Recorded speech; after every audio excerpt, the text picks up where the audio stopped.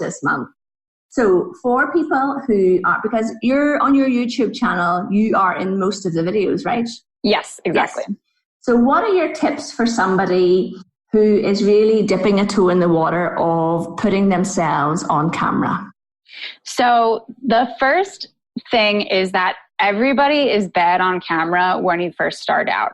So this is the argument for getting started sooner rather than later, because the longer that you put off getting on video, whether that's for a YouTube video or even just Instagram stories or something like that, the longer you put it off, the longer that you're still going to be bad at it. So just like anything, it takes practice. And the more that you do it, the more comfortable that you get. And the more that you can watch your videos back and say, okay, well, I needed a little bit more energy there. Or I should have said it this way, or I could have done this and that. So that's always my number one thing, is to just do it sooner rather than later so that you can get practicing. And I also think that I just lost my train of thought. That's my number one. That is definitely my number one tip. Yeah, starting sooner rather than later. I think, interestingly, somebody once said to me, no, they didn't say to me personally, it was a course that I did online, that you have to really ramp up your energy more so than if you and I were sitting face to face and you were telling me about London. Whereas if I'm watching you in a video, you, as the person on the video, you need to up your energy. Would you agree with that? Yes, absolutely. Again, that's where that practice comes in, because that's really, especially if you are more of a quiet person that doesn't speak with a lot of energy naturally, it takes a lot of practice, and it takes a lot of energy to speak with energy, really. But absolutely, I think that I speak differently I know I speak differently when I'm on camera than when I'm in person. However, what's been really interesting is that since I've been speaking on camera for about 4 years now, I definitely have seen a change in how I speak to people, and just in terms of having a little bit more energy. And also, I think I've learned to slow. I'm a New Yorker, so I speak very fast, and I still speak very fast, but I learned to speak slower and to enunciate a little bit more and try to eliminate ums and ahs as much as possible.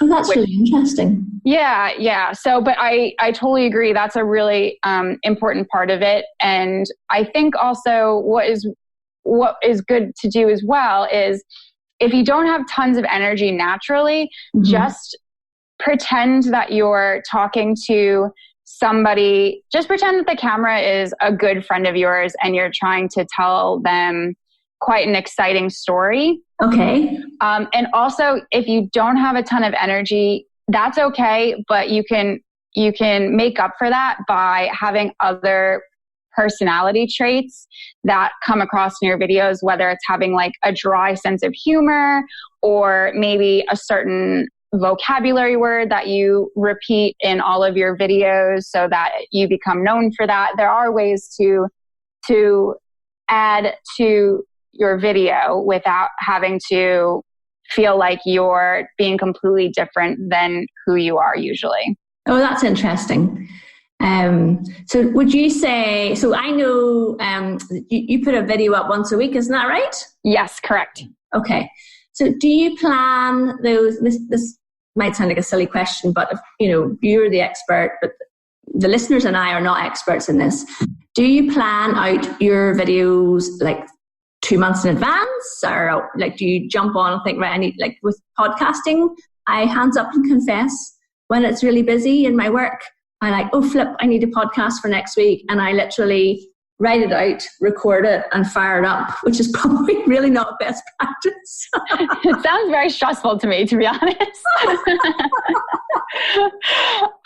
But yes, you're right. I plan videos out 2 to 3 months in advance, especially now because I'm at the point where I work with a videographer editor. So I have to plan We have to plan the dates that we're going to be shooting. I have to write the scripts up so that he can review them. A lot of times we have to get permission in certain places to be able to film there. So my assistant has to reach out to those places, try to get permission from them, and then work that into a day of production. So it does take a lot of work. But even back when I was doing everything myself, I was shooting, editing, just literally everything myself. Yeah. I did plan about 4 weeks in advance because I would do everything in batches, and it made it so much easier and so much faster. So I would sit down and take, an hour and a half to write out 4 scripts at one time. I would pick one day where I would sit down and shoot for 2 hours, and then I'd have 4 videos done. And then I would take, half a day to edit those videos. And then I was pretty much set for the next 4 weeks, which also on top of just being ahead of the game and organized, but it just helps if something pops up and like if I were to get sick and I couldn't film or I couldn't work at all, I had a really good buffer and I wouldn't have to worry about, I need to think of a video, write the script, film it, and edit it while I'm really not feeling well. So that's like, above all, that's the most important thing to me, is to make sure that everything's planned way in advance. Mm-hmm. And you always write out your script? Yes. Yeah. So I personally write everything word for word. Mm-hmm. But a lot of people like to just do bullet points, but I personally like to try to make sure I'm saying everything as succinctly as possible. And when I'm out in London shooting and I'm with my videographer who I'm paying by the hour, or we're in a location where we only have a half hour to shoot because they have, the lunch crowds coming in a little bit, I need to make sure that I am not sitting there trying to think of the most eloquent way to say something. I already have it written out, so I can just read it off my phone and then look into the camera, say the couple of sentences, and it can all be cut together and we can do it pretty efficiently. But lots of people just do bullet points if you don't want to write out everything. But I personally think that just takes the guesswork out of everything, writing it out. All. Yeah, and it just sounds so professional to me, which is good. It's just in Google Docs. It's nothing too fancy or anything. Yeah, but you know exactly. So how long is your average YouTube video for your channel? It's on average, they're about 4 minutes long.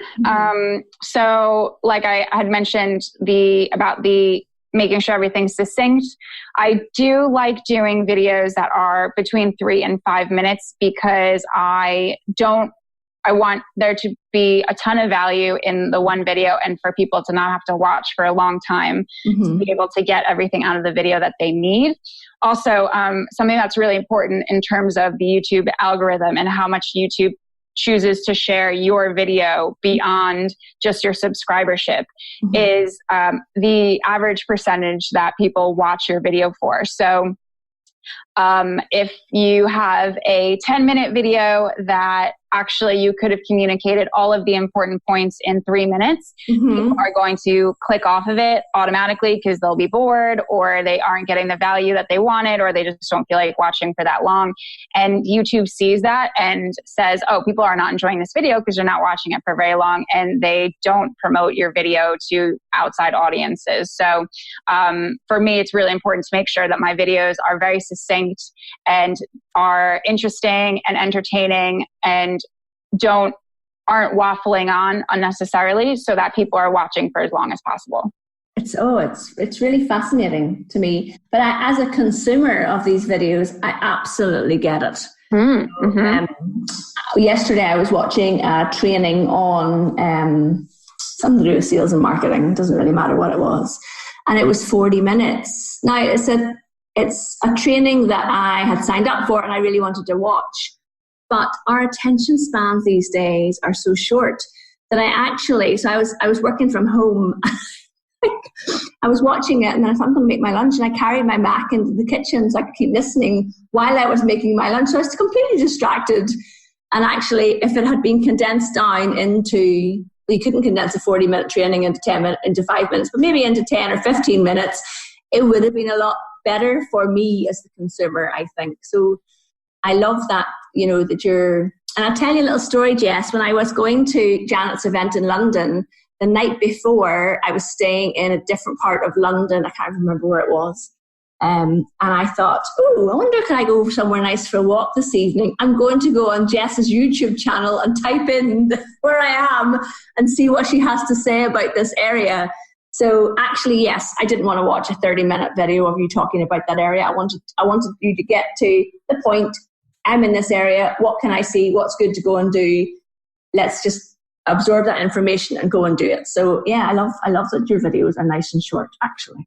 Thank you for coming to me for the advice. I appreciate that. I'm doing something right then if you thought of me for that. So, yeah. But yeah, that's a great point. I think longer, and also, not to get, I guess it's getting a little bit more into the nitty gritty, but there's a lot of talk in the industry about knowing the amount of disposable time that your audience has. So that's a great example you've just brought up, that, you didn't want to sit there for 20 minutes to see, like, pick out the things that I had mentioned for around where you were staying.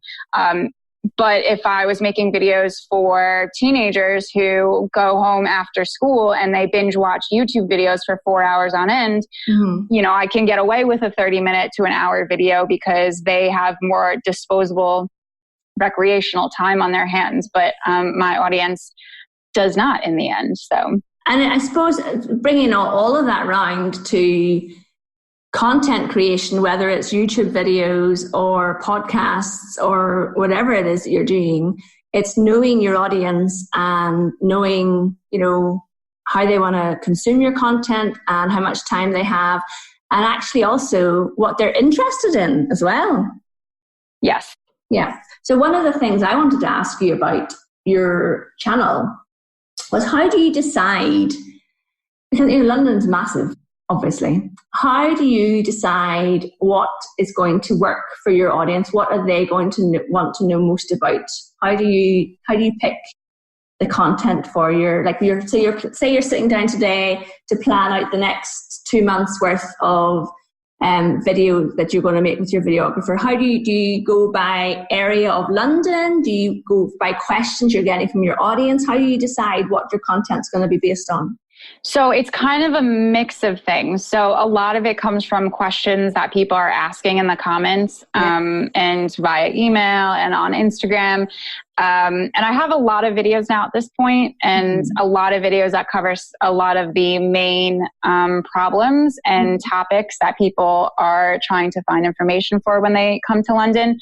But what I've done is I've redone some of them this year because if people are still asking me for that and they're not finding those videos, then obviously I haven't done a really good job with that video, either explaining it or either explaining in that video what they're looking for, or they're just not finding that video. So, part of it comes from questions and things like that.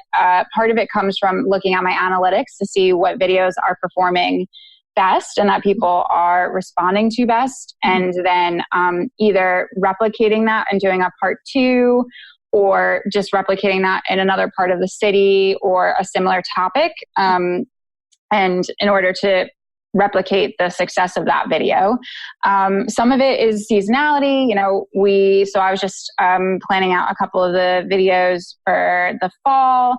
And then we have next, starting in August, we'll have a bunch of videos about spending summer in London, which is a little bit late, but better late than never. And then sometimes it's just topics that I personally think that I'd be interested in when I go travel somewhere. It doesn't particularly mean that everybody's going to be interested in it. And so not all videos are going to be shining stars, but it's something that I think some people would be interested in. And that's a little bit of a different topic that I've not seen anybody do on YouTube yet. Yeah. And, also things that you'd be interested in is, you want to be interested in your business too. So you want to make stuff you find interesting.